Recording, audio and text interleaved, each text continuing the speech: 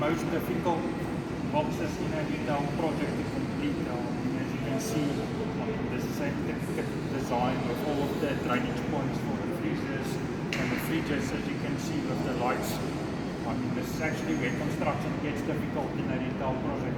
This is most of the time, is this your critical path? To get the checkers open and handed over in time is a very difficult part of a project. As you can see now, we are on track here. We have sort of two sub-entrances. You'll see this precast concrete arch. This is not a structural item. This was a detail that the architect requested. This precast concrete arch was actually built in Johannesburg at a factory there. They loaded it onto their trucks and they brought it here. So here you can see sort of the designing thing here.